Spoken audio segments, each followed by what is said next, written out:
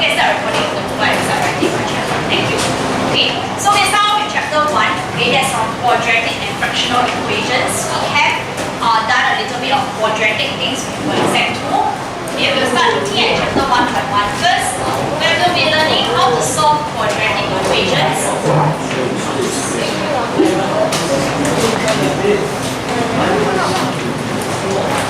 By completing the square.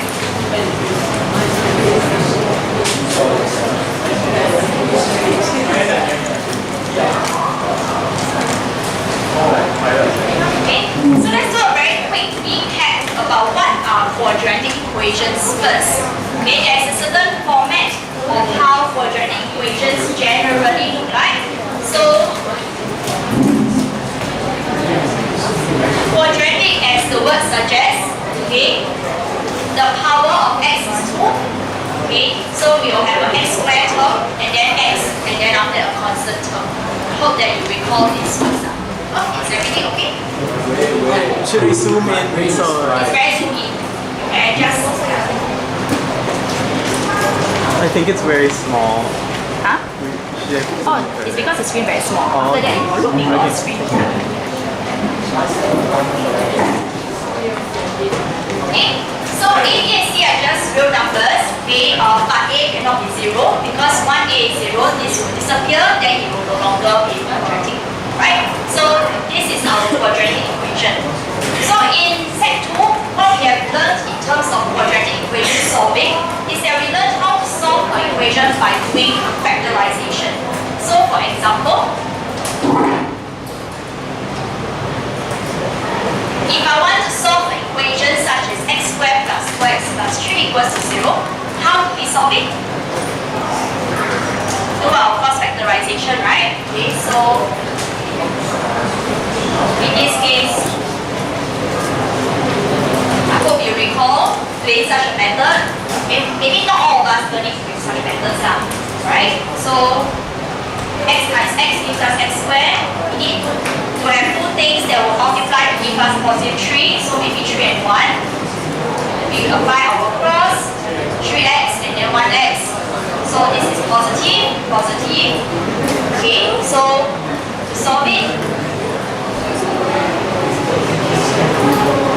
we can have x plus 3 times x plus 1 equals to 0. Right? Then I can solve it by applying my zero product rule.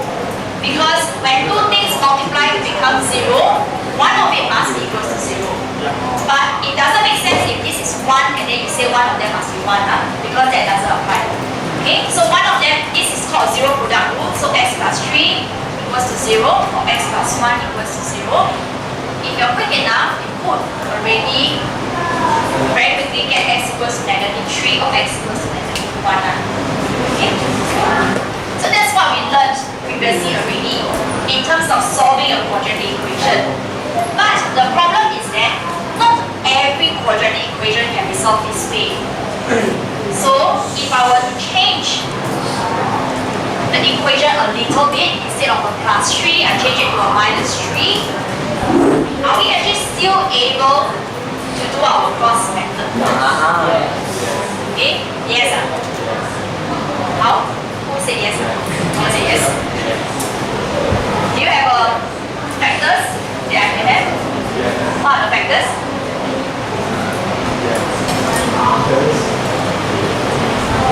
Think about it. Don't have, right? Okay, so we realize that our factorization method is quite limited. Okay, we cannot apply it to everything. Okay, so that's why we need to learn a new method. That's what we call completing the square. In fact, in this entire chapter, we'll be learning many different methods in terms of solving the entire suite of all methods. Okay, so I'll leave this hanging here first. Okay, I want to introduce, or rather introduce this idea to us, so that we can build on that to figure out how to solve this one. Okay, so let's look at practice now 2 in your textbook, page 3.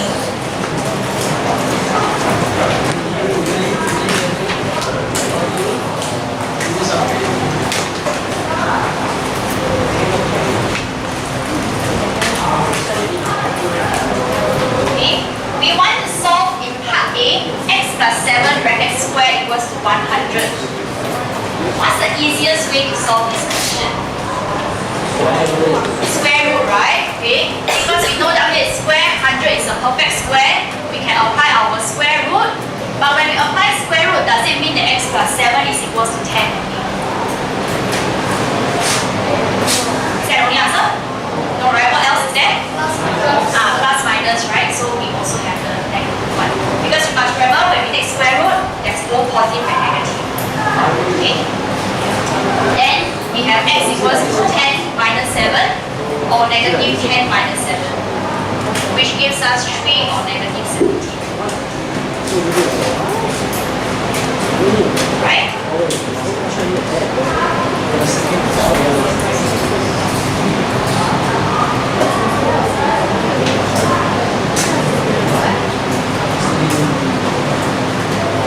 So since we could do that to part A, okay, could we do that to part B also? Anyone saying no? Who says yes? We apply the square root idea to part B. Anybody say no? Okay. No. Why no then? 11 cannot be square root. Actually, all numbers can be square root.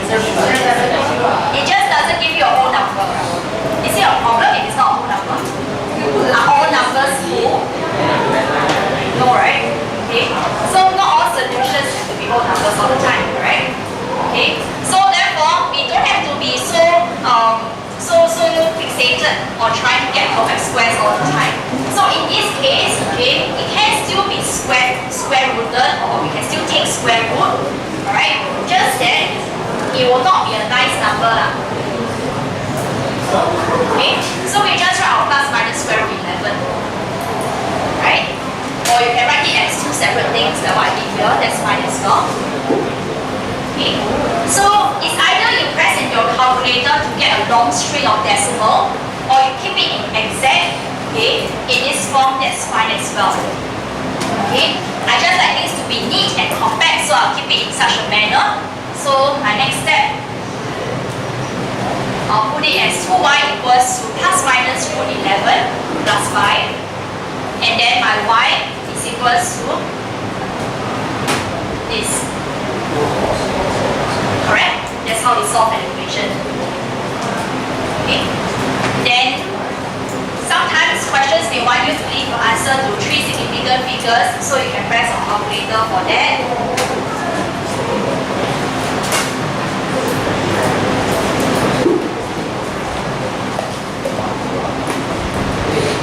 Okay, so I leave my answers usually in truncated 5SF first, followed by final answer to 3SF.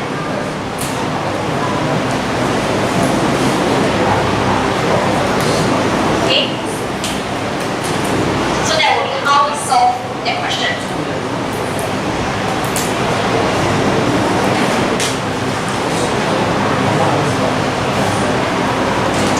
Okay.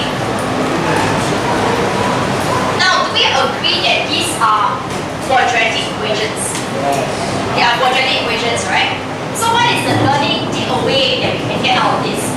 Okay, our takeaway is that if I can make a quadratic equation into such a form, okay, such that I have an expression and then squaring it, and then I can take square root and I'll be able to solve it. Okay, so that's the key takeaway over here. That if I can rearrange, do something to this into such a format, and then solving it won't be a problem. Okay, I may not be able to get integers all the time, I can get decimal, that's fine as well. Okay, and it will help us overcome the problem over here. Okay, so just like any dramas, there's always a suspense at the end of the show. Now the time is up already, so I'll keep you in suspense here. Tomorrow we will continue. Okay?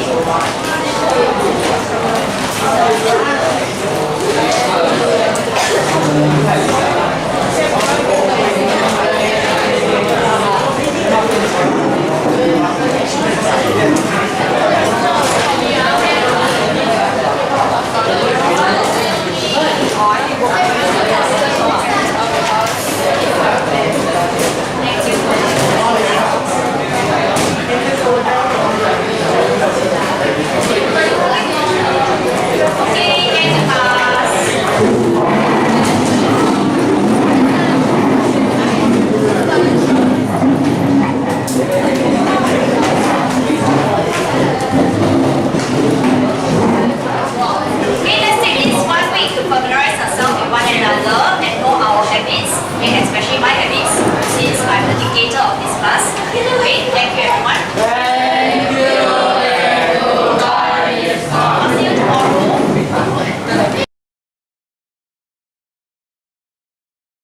Yesterday we were looking at completing a square. I will just short form it, okay, give it an acronym CTS.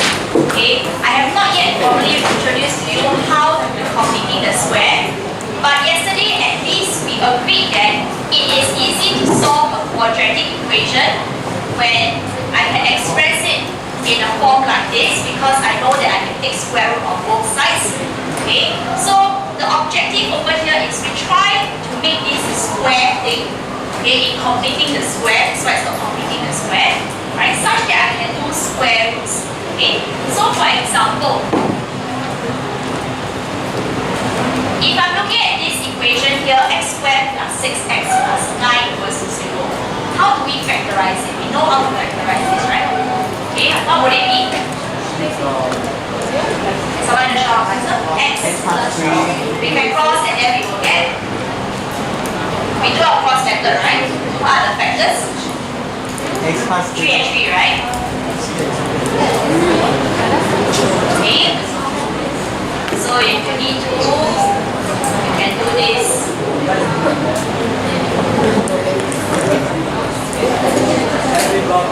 Okay, this belongs on the side. And then we see this, right? Which we also agree that with x plus 3 and x plus 3, it is the same as x plus 3 squared equals to 0. Okay? Right? So this one, simple. We know that eventually the answer will be x equals to 3. Okay, but this is not what we're trying to solve. We're trying to solve an equation that looks something like this, whereby we cannot factorize.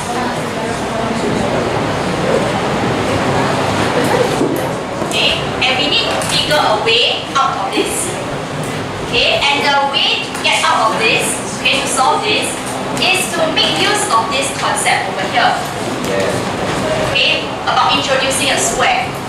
So now, I know that x squared plus 6x plus 9 can give me this x plus 3 bracket square. So, am I able to create a x plus 3 bracket square inside here such that it still maintains step-by-step equivalence? Okay, so we know that x plus 3 bracket square expands out to be x squared plus 6x plus 9. That's what we got, right? Okay. And then if I want to have this plus 9 over here and make sure that this statement is still the same as this statement, okay, I included the plus 9, I can remove the negative 9, but originally I have a plus 7. Agree? Okay. So that I can have a 0 pair over here. Okay, so that from this step to this step they are equal. Okay, so this is the question that I'm trying to solve here. I added in a 9 because I cannot just randomly add a 9 inside, right? It will change the equivalence of the answer. Right? So I need to put in a minus 9 also. So that the idea, the question itself does not change its value. You understand me? Okay? So I included a plus 9, I also need to minus away 9. Okay?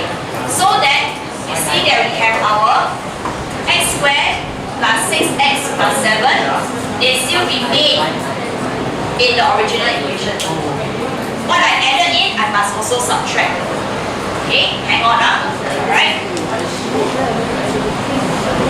Okay, give me a while before you throw me any questions. So what I'm trying to do here is to create the 0, but I have no change in the value in the original question. Okay? Then after that, in this x squared, let me get a different color. In this x squared plus 6x plus 9, we know that x plus 3 squared is what it can become.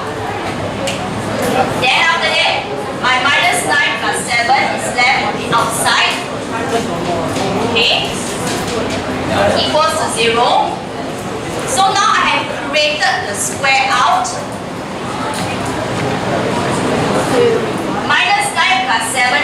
negative 2.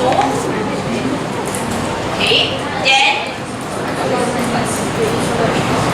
my negative 2, I can bring it over to the other side, and I get the form that I want that can help me to solve this. Okay, for which x plus 3 equals to plus minus square root 2, and hence x equals to plus minus root 2 minus 3. Okay, I can definitely see a lot of confused spaces here. Let me repeat myself. What I'm trying to do is to make sure that from one step to the other, it must be equivalent. Because if you cannot add in a random number, then it will change the entire question entirely. Okay? So if I add a number, I must also minus away. Right? Okay? I add something, I must minus. It's about balancing an equation. Okay? So why is it that I intentionally add 9? It is because I already know that it can give me a perfect square. Okay, so that I can make use of this concept over here. That's the intention. Okay, that's why I choose 9. Okay, of course you can plus 10 minus 10 plus 11.5 minus 11.5. You can do that. The equivalence of the equation itself maintains. However, it is not helpful to do plus 10 and minus 10. Because if you put a plus 10 over here, can I arrive at a perfect square? I cannot. Okay, so that's the reason why, okay, I put in the plus 9. Okay, later on we will do a more generic way, okay, that will apply to all the methods. Yes. Yes, so later on I'll tell you what is the special number to choose. Okay, yeah. Can you write plus 2 minus 2, okay? So you're proposing this, is it? 7 plus 2 gives me 9. Okay? But then, okay, so like that, right? 10 now. Yeah, because eventually it's still here. But then, to think about 2 and minus 2 doesn't help in developing our generic formula idea. Okay, later on we will go into that. Okay, so you realize that 2 is not a number that you naturally think of. Okay, 9 is more natural. Later I'll touch on that. Okay. Do we get the idea at this juncture, okay, about what we're trying to achieve in completing the square? We're trying to create a square out of it. Okay, doing this square thing. Alright? Okay, then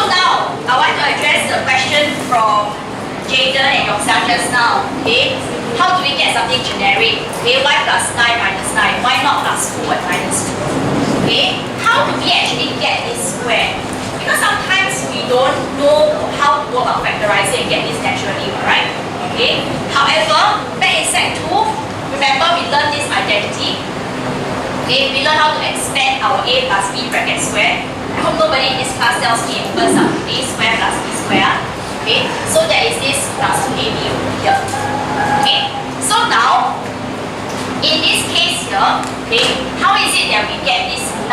Okay, this 9 here is actually 6 divided by 2 square, which is 3 square. Why? Okay?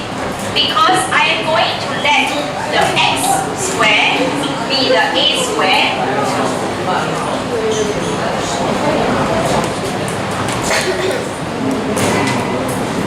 Okay? And then I'm trying to create my a plus b square, right?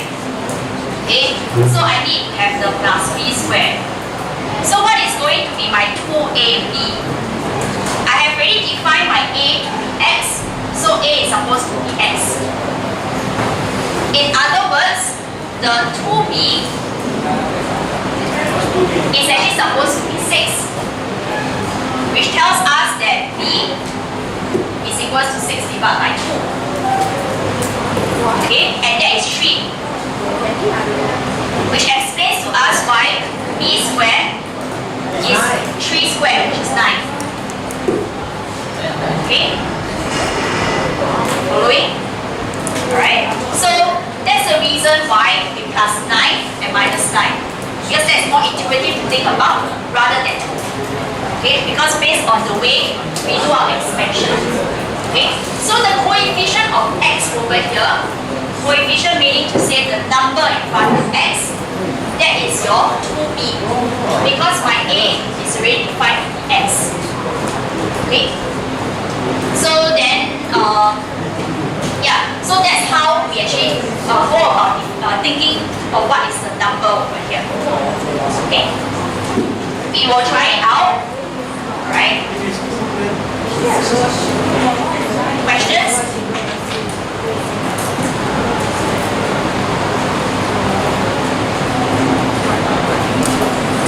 Yeah? We try one example.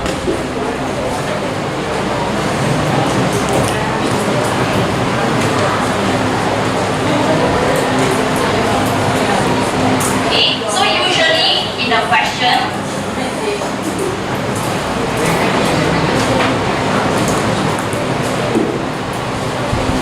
they may ask you something like that. Okay?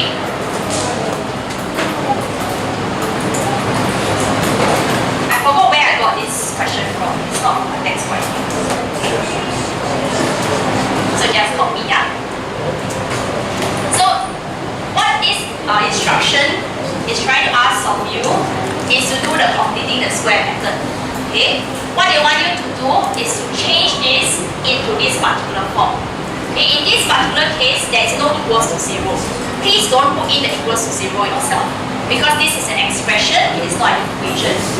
Okay? So I'll show you how we can actually do it with this expression. Okay? The method is the same.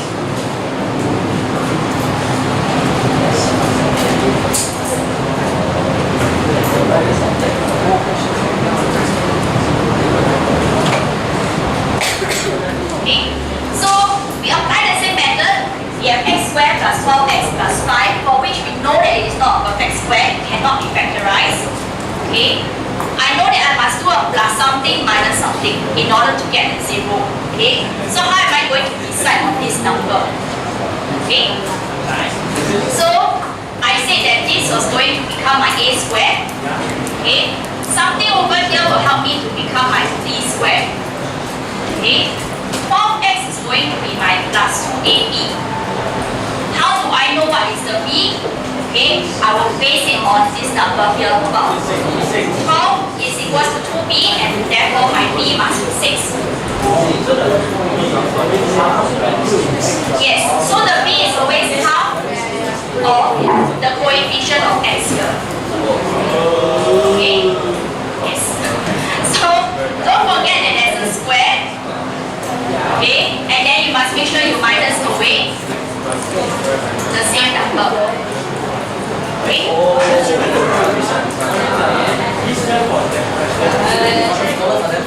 Yeah, 3 square. 3 square is 9. Okay, remember, that's why remember the square. Right?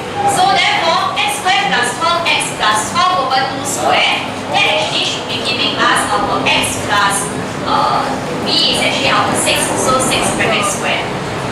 Because a plus b square.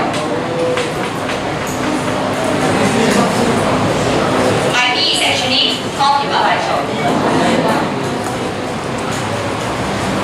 Okay. And then don't forget there is this minus 4 over 2 square plus 5, so that tends to be forgotten. So minus away 6 square plus 5.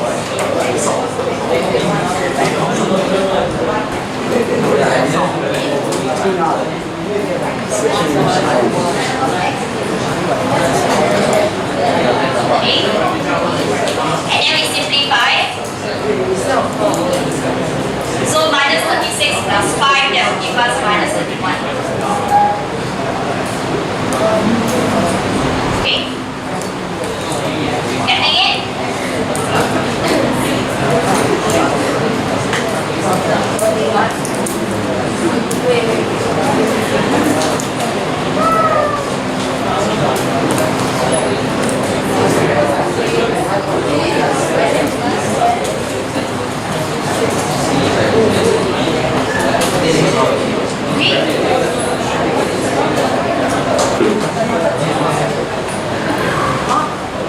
Questions?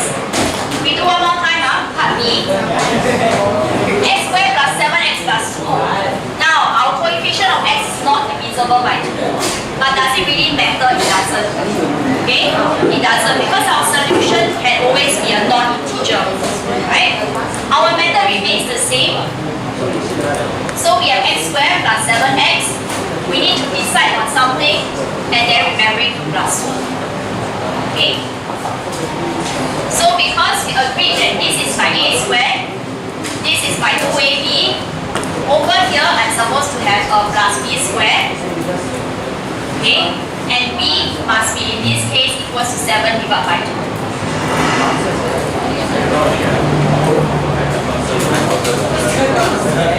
Okay? Because the 2b equals to 7, my a is equals to x.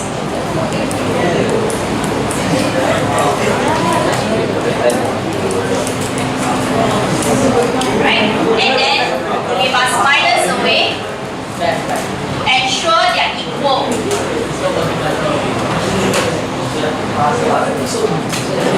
Okay? So in this particular statement, here,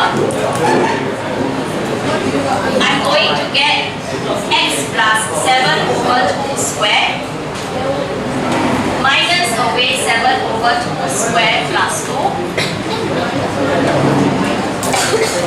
Okay. And then we use our calculator to help us in our simplification.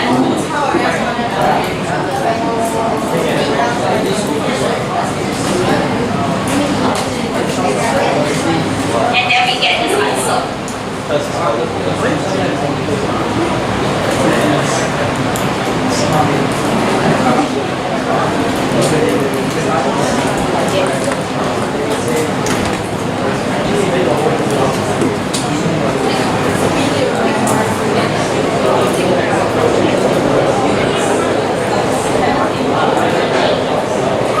Any questions at this juncture?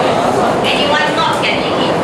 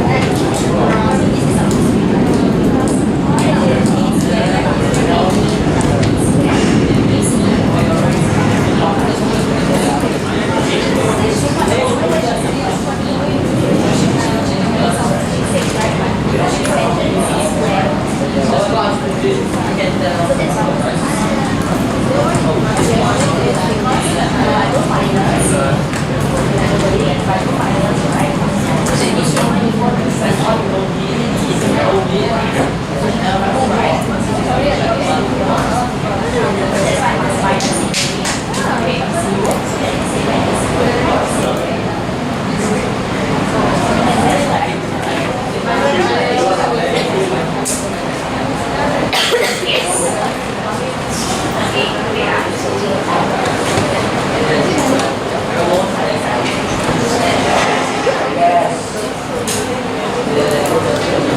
Okay, we do one more time. I think some of you still don't get it. Still don't get it. You're not saying so. Yeah. Okay, anyone else still not getting it? Okay, we do one more. Okay, also one more. Alright. Okay, let's do anything you can decide. X squared plus, give me a number. Someone studying small, please. Not too large. 17. Okay, 17x. Then plus what? 5. Okay. We do this. Okay. So x squared plus 17x plus 5. How to do it? Right? So we are trying to make use of this identity to help us in doing or creating the perfect square. Okay. So in the given question, I already have x squared, I already have 17x. Okay? My plus 5 is just a constant. I'm just going to place it aside first. Okay? I want to entirely ignore this so that I can just focus on creating my perfect square. Okay? I want to focus on creating this. So I want to create what is the b square. It is easier that way. Okay? Because if you want to put in the plus 5, it becomes too many things for you to think about. Right? So I only focus on x squared, which is actually my a squared. And then after that, my 17x, which is my 2ab. Okay? I need the b squared to be present. Alright? So I need to decide what is my b squared. It is not a random number. Okay? A is actually my x already. Okay? 2ab is my 17x. A is equals to x. In other words, 2bx equals to 17x. In other words, 2b equals to 17. So I find that b is equals to 17 divided by 2. Okay? So I plus a 17 divided by 2 square. Can I only add 17 divided by 2 square? I cannot, right? Because this step and this step, they wouldn't be equal. So that's why I must minus away 17 divided by 2 square. So that this step and this step, they are equal. Okay? So then I continue. Based on this section of the step,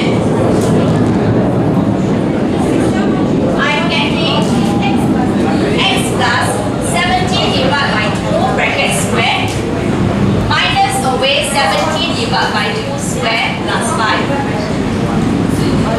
This being the red square is the same as the one that I written in the red box over there. So this and this, they are the same based on my identity. I find it very challenging that as I'm explaining, somebody else is also trying to explain to their friends. Because I'm competing with another mini teacher over here. What? You try lah. I try to explain to a whole class of 42, and then after that, one pair over there is trying to explain to your friend. I can understand your good intention, but it doesn't help your remaining 40 friends over here. Okay? So if you already get it, I already ask for your patience. Okay? That I try to re-explain again for people who don't get it. Okay? Right? So it is very challenging. Right? So I really appreciate I'm the only one to when I explain something. Okay? Right, so what I'm trying to emphasize over here is this part and this part, they are actually the same. This just carries over. So I have created the square that I need by using this identity that we have learned. Okay? So 17 divided by that is 8.5, right? Okay, then this one you can press a calculator. So what's the answer? Plus 5. That is negative 67.5. Okay, of course you can write it in your mixed number, your fraction, whatsoever, they are all the same. Right? Getting it now? Okay. So if you don't get it, never mind. You just have to remember, take coefficient of x divided by 2 square, then minus the same number again. That's a process actually that you need to do. Okay? Questions? Alright. Next, we have done coefficient of x to be positive plus 4x. What if it is minus? How will that process look like? Does it matter? You just have to bring my negative sign in. Okay? It actually doesn't matter because we are also aware about this identity here. Okay? So how does it change? Erase everything,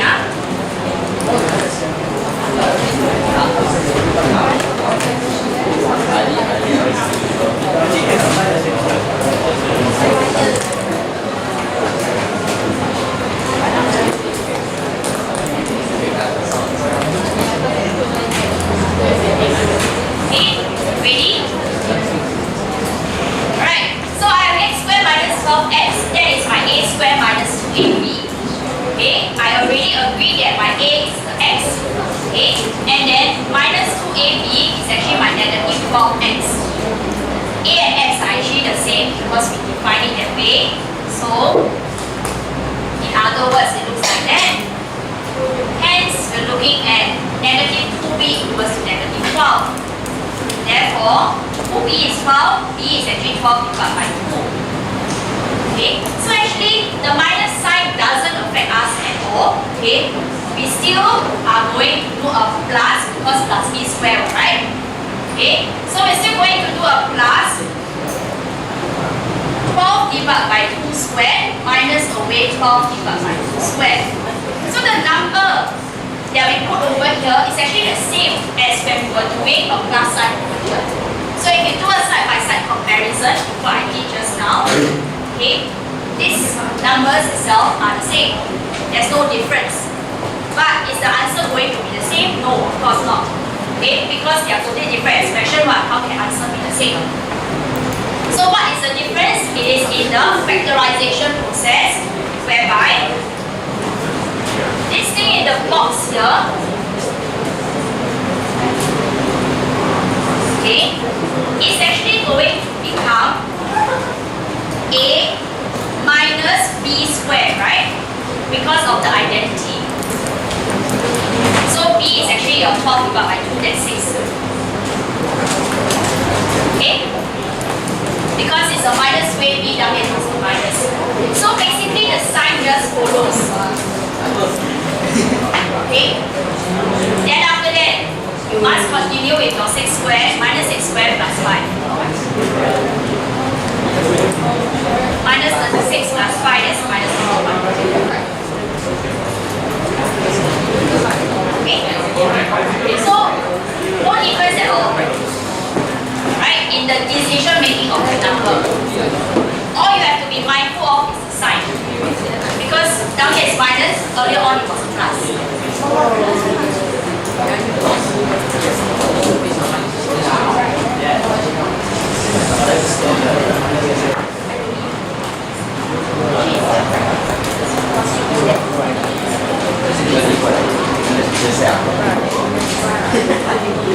Okay, I don't need you to put a minus sign inside at all. It's not necessary. Okay, because we know that b is actually a positive number when it comes out through our calculation. Okay, question? Do I need to do one more time? Yeah. Okay, so the idea is there already, yeah? Okay. Now, I think you ought to practice a little.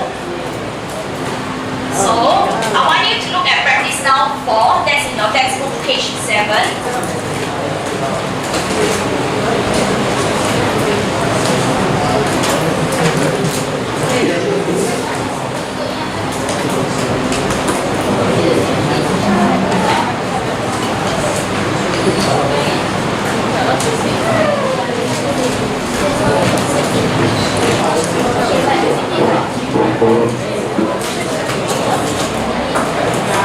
I just want you to do part A, part C,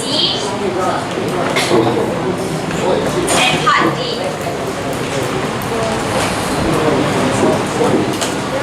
Alright? This is just a generic form. It doesn't mean that it must be a plus R. It can be a minus R. Okay? This is just a generic form. Right? Because when R is negative, down here will naturally become minus sign. Understand? Just a generic one. Okay?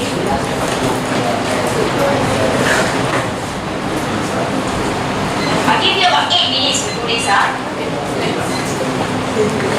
If you still don't understand, raise your hand, I'll come to you.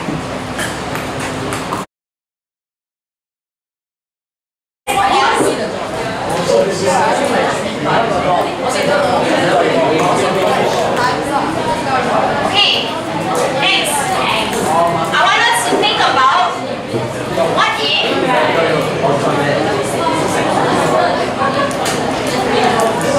I want to complete the square.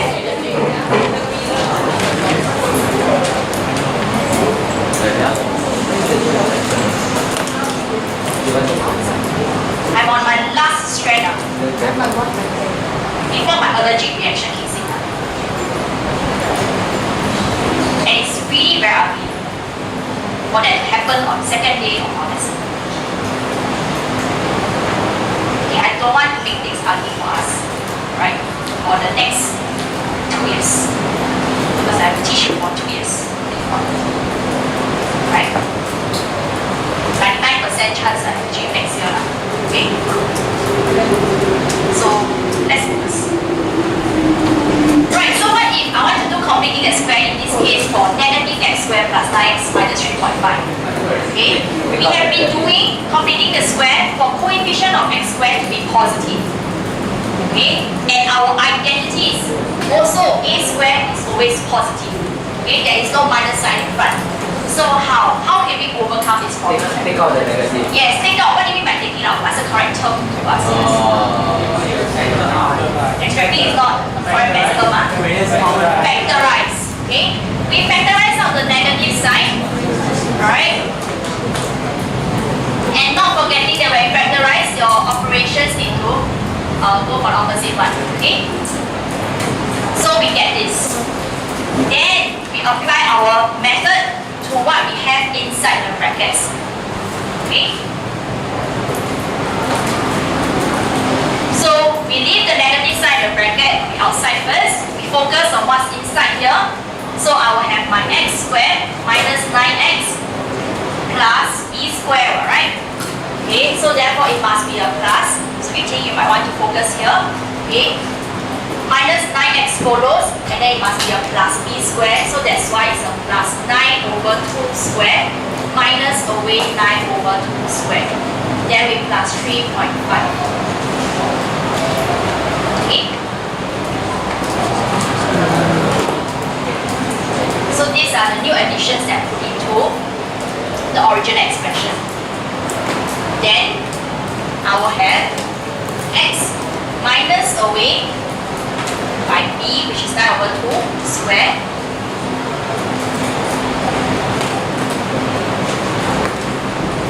okay, as a result of this portion.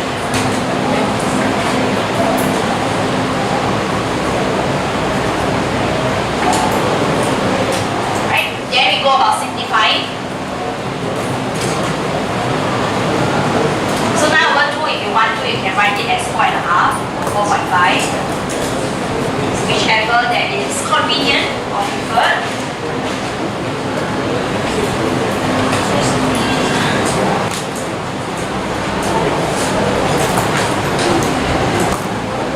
And then my negative 9 over 2 squared plus 3, I I will get a positive 17.25. Typically, okay, a question will ask you to write it in maybe a plus b bracket square plus c form. Okay, don't have this extra bracket, so we need to simplify. Okay, with maybe the negative sign outside. So minus sign needs to be brought in. So minus away 17.25.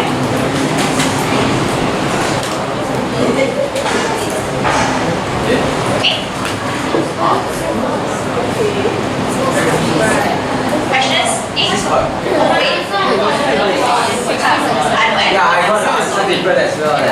Sorry, my bad. Thank you. Minus 16.75, right? 16.75. Okay, thank you. Okay? Okay? So, not a difficulty over here. Right? When it comes to Ax, okay, we will see that our coefficient of x squared, okay, is going to be maybe a number like 2, 3, negative half, okay, but the method remains the same. Okay, once we understand completing the square only works when our coefficient of x squared is a positive 1. Okay? So when it is not a positive 1, like in this case, we just factorize out the coefficient. Okay, factorize out and then problem solve. Okay, all you have to do is remember to keep that coefficient on your side. Okay, don't let it be eaten out somewhere else. Alright? Okay, I think we'll end here for today. Alright, then we'll continue to finish it, this method of isotopes. Okay? Yes.